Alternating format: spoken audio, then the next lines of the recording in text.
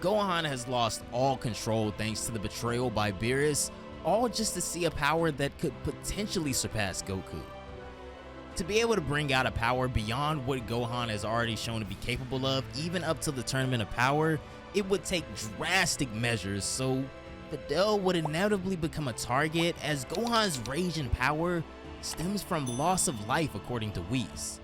This would lead Beerus to recruit none other than Cell, who he not only resurrects, but Beerus also goes as far as to give this fella a portion of his own power, creating Hakaishin Cell for the very first time. When Cell shows up on Earth, he's able to locate Gohan's house, and inside, all alone, with Gohan nowhere to be found as he raced with Krillin, were Videl and Pan. Cell would go on to eliminate the both of them right before Gohan's eyes when he returned to the sound of their screams, and this would send him into a spiral of rage incomprehensible to the majority of us. This is an original fan manga by Jarius Smith taking place after the Tournament of Power, called Dragon Ball Rage, a fitting title seeing as where we are now, so be sure to go show the creators some love and follow them on Twitter. The link will be down below in the description box. All of the Z Fighters on Earth in that instant would go on to sense Cell's return and his elevated power, so they all gather at the battlefield. When they do, Goku would step up to have a rematch with Cell alongside Gohan, but Cell's superior power would be too much even for an enraged Gohan. Goku would go on to try and battle Cell by himself, but eventually, Vegeta would step in, saving him. Blue Goku and Vegeta versus Cell would turn into an all-out brawl, but even with perfected ki control, both of these Saiyans would still go on to fall before God of Destruction powered Cell, even with help from the Earthlings momentarily. This is when Gohan would finally regain consciousness. However, the loss of his family would still weigh heavy on his soul, as his failure to protect what's most important crushes him. Gohan's inner potential, however, would explode at this very moment and send him into a blinding rage like never before. He would approach Cell, growing angrier with every step, but the torture he just endured would consume his emotions, and Gohan would then transform into something amazing as Cell and the others just watched in awe. If you guys haven't already, don't forget to subscribe, and let's try to get this video to 3,000 likes for Dragon Ball Rage. But without further ado, let's hop right in.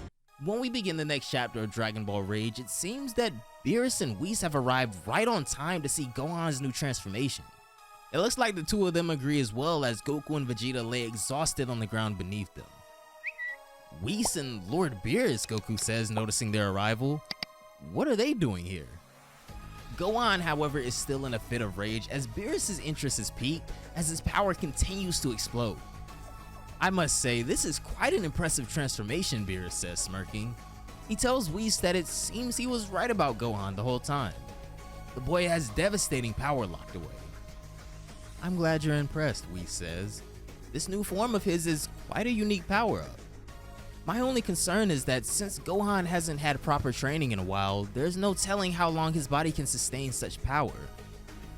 Well, I guess we'll find out, Beerus says, as the sight of both Gohan's new form and Hakaishin Cell's inflated power illuminate the battlefield. Gohan, I've waited a long time for this, Cell tells him, as Gohan furiously responds that he will make him suffer. Come on then. Gohan and Cell stand off across from one another as the battle begins in an instant, with Gohan charging at Cell at blazing speeds. Cell is able to dodge Gohan even with his newfound transformation heavily boosting his speed, and responds with a punch of his own, hitting Gohan square in the face.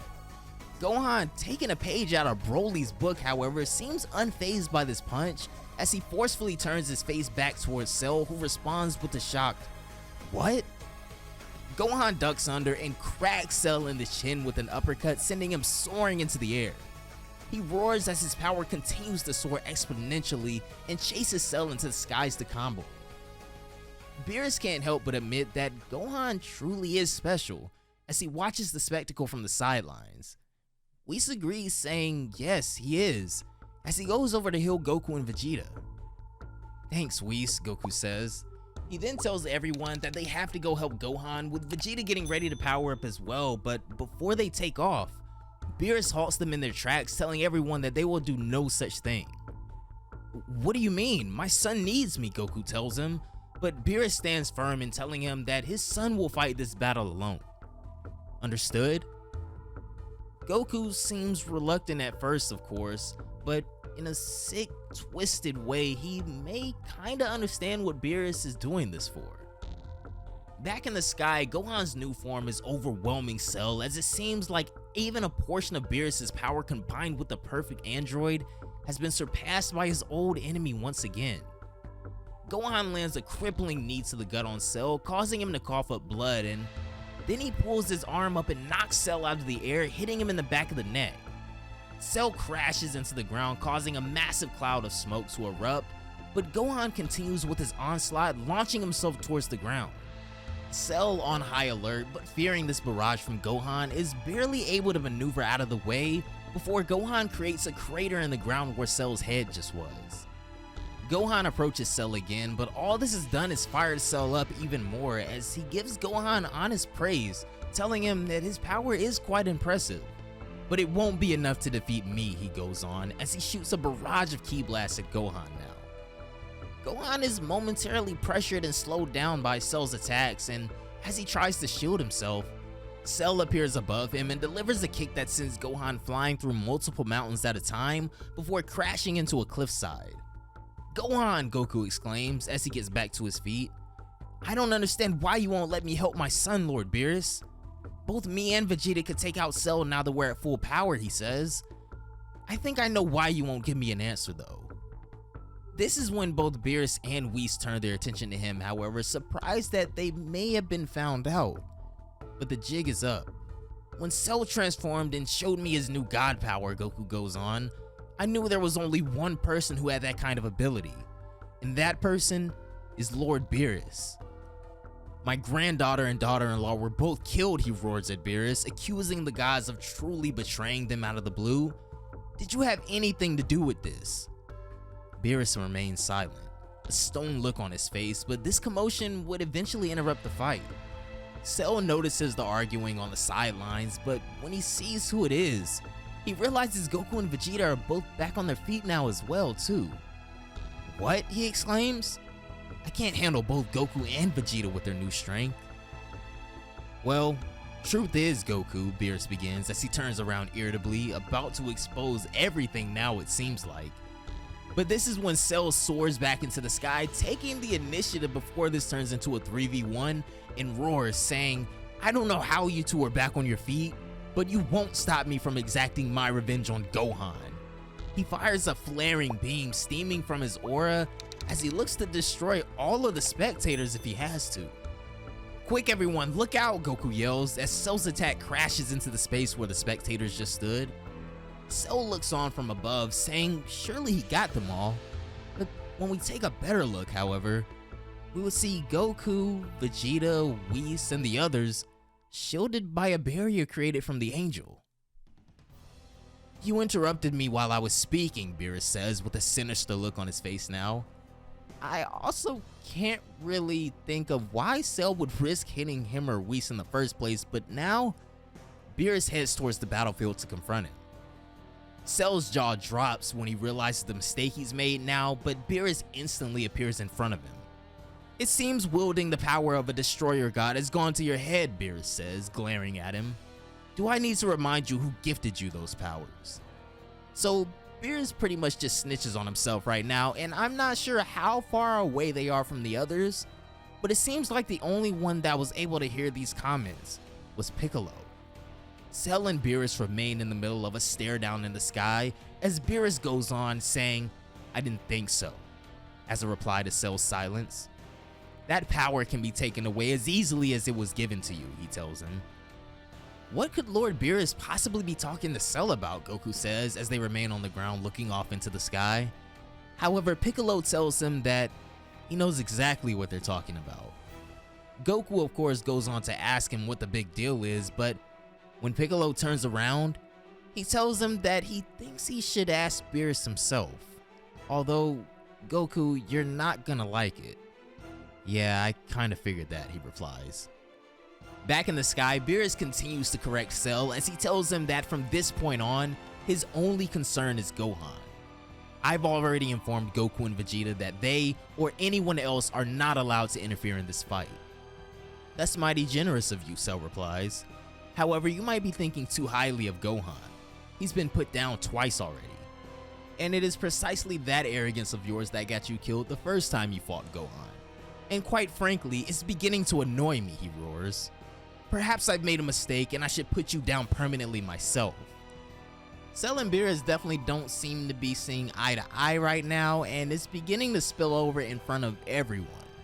This is when someone roars over all of the other voices, no, as Gohan appears from the smoke, once again declaring that Cell is his opponent and his alone. Well, good luck, Beerus says as he returns to the sidelines, giving Gohan his 1v1. Now, the final round would begin, with Gohan looking in full control of his power. With them both staring each other down, Cell begins to power up again across from Gohan as both of their auras explode in the next panel.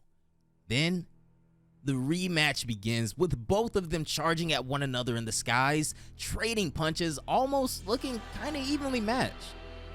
Beerus and Whis look on, absolutely amazed at Gohan's progression, as this seems to be exactly what Beerus was seeking this whole time. Gohan charges a massive amount of energy in a single fist, but Cell returns with a similar attack and they both clash in the middle of the battlefield. This clash of punches creates an enormous shockwave that manifests a brilliant orb of light in the center of the battlefield where the two meet. This fight is very entertaining, Beerus exclaims. I'm amazed at what we're seeing from Gohan. Indeed, Whis agrees. You failed to inform me how strong your boy was, Goku, Beerus continues, turning his attention back to the Universe 7 warriors. Goku replies, however, saying that he always knew he was strong, but Gohan always needed that push to get to the next level. Which brings us to why we're all here, Beerus confirms. You asked if I was involved. Yes, I did, Goku says sternly. This is when Beerus proudly reveals that this whole thing was actually his idea from the start.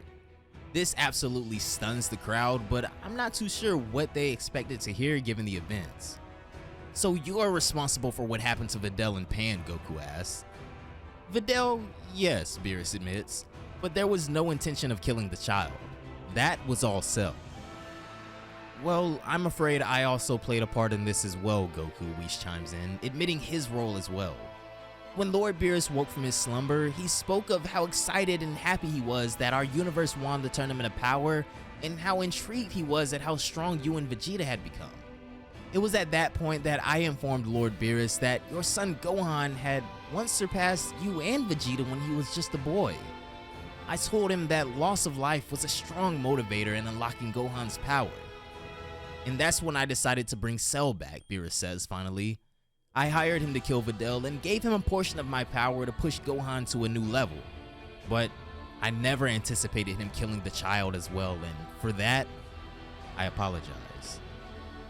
You apologize, Goku says angrily. Apologies don't bring back Videl and Pan. Which is why I took the liberty of locating the Dragon Ball so you can wish them both back once this ordeal is done, but Goku still isn't sold on this betrayal. The death of both his granddaughter and daughter-in-law, all for Beerus' entertainment. It still doesn't excuse your actions, Lord Beerus, he continues on. After everything we did to win the tournament and keep our universe from being erased, you pull this?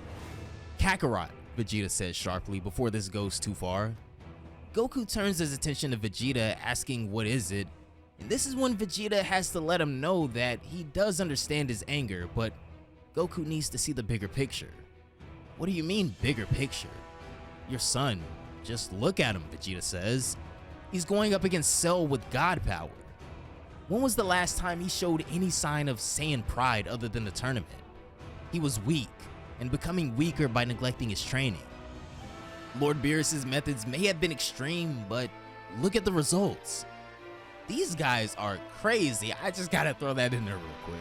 Your son has reached a new level that I didn't think he could, Vegeta goes on. As Goku continues to spectate the clashes above, it's clear that Gohan has reached a new level that even they themselves could learn from, as Goku says that this new power of his is truly phenomenal. Well, that was the purpose, Beerus says. Had it not been for Lord Beerus, Vegeta continues, your son would still have been a weak little schoolboy. A Saiyan must embrace his heritage, otherwise he'll be useless in battle. A lesson that would resonate with Gohan from here on out, as this chapter would come to an end with the betrayal of the gods in Universe 7 finally being revealed, and the cost of Gohan's new power would be a great one to pay.